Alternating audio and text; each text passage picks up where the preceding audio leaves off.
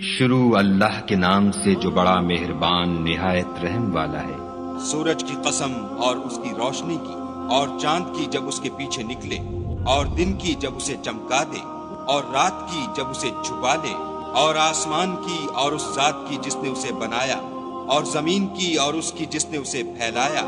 اور انسان کی اور اس کی جس نے اس کے اعضاء کو برابر کیا،